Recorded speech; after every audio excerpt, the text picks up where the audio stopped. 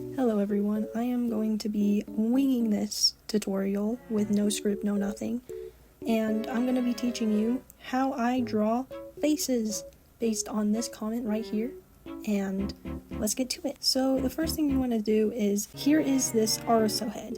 I don't know if I'm saying that right. This RSO head is the foundation to all heads, but this is how I learned how to draw faces. So basically, we have our reference here, right? It's a little hard to see, but if you can look at the brightness just a little bit, you can see it looks like the RSO head. Now for you beginner artists out here, you're probably thinking, oh, well, it doesn't look exactly like it.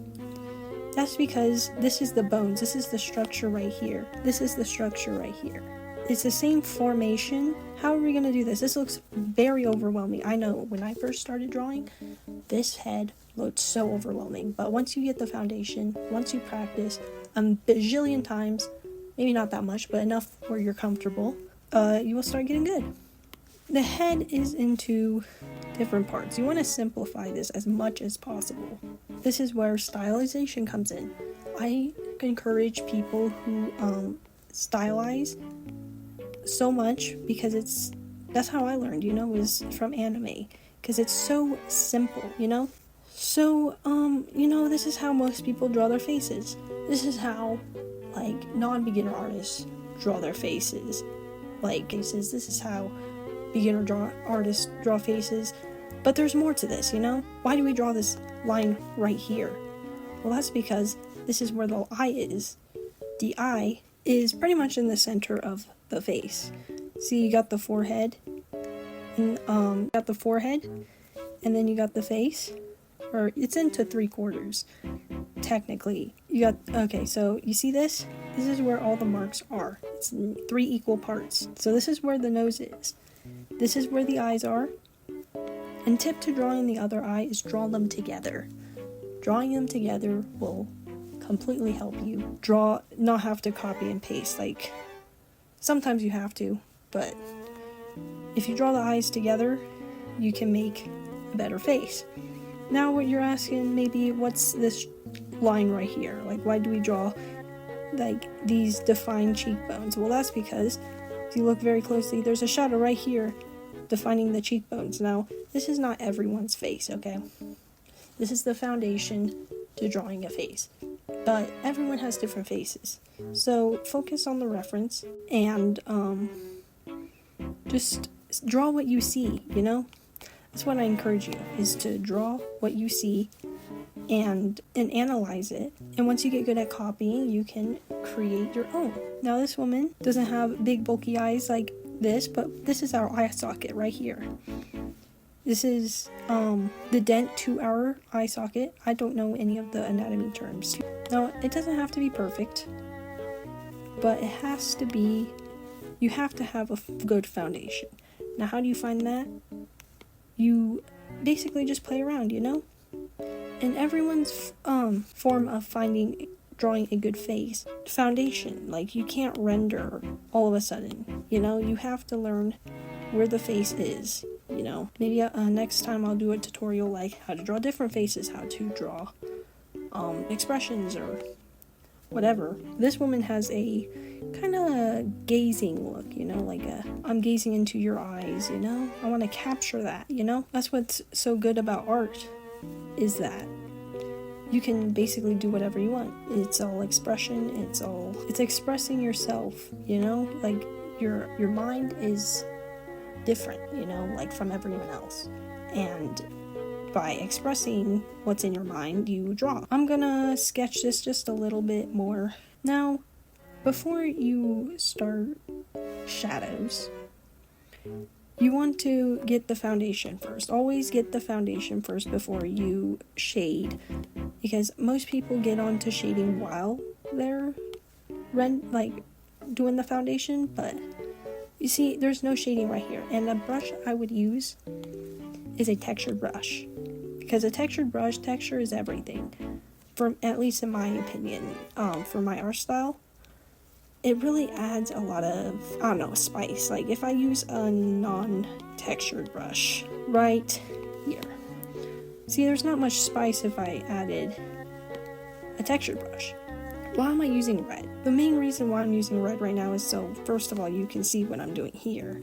And also, red is like a color for painters, like traditional painters, where usually in my paintings, I use black so I can really see my backgrounds and stuff, so it won't be transparent, you know? I want it to be a solid color. I'm trying to learn that red is a good color, because like people use if you see like oil painters, right, they use like this color, you know? This color for their undertone to make it more vibrant. Now, when looking at the woman's face, the first thing I notice is her eyes. Like, the eyes are the focal point. That's why you want to really render the eyes, or like make the eyes pop. To get your proportions right, kinda want to trace what you see and kind of copy what you see from the RSO head. And how to know it's a good reference is that you want shadows, you know, that's the thing. You want depth. And depth is just shadows and how they are placed. That's my definition. And then once you're done with the final render, which I'm almost done, you want to draw kind of where the shadows are, the main darkest, almost to black shadows. Where you want your picture to like really pop out is the shadows. You want shadows mostly right here, between the eyes and nose, and wherever the sunlight hits, you want it to hit the opposite side. Like this is where the shadow hits, right here. Like this is where the highest point is where the highlight goes, and the opposite side is where the shadow is. This point is where it folds. So right here is kind of like half and half, all the way to here. So this is where her eye is, and as you can see, the eyelids form a kind of a shape like going higher. So that's why there's shadow right there.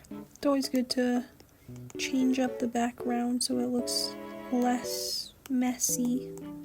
Now you know a little bit more what you need to do.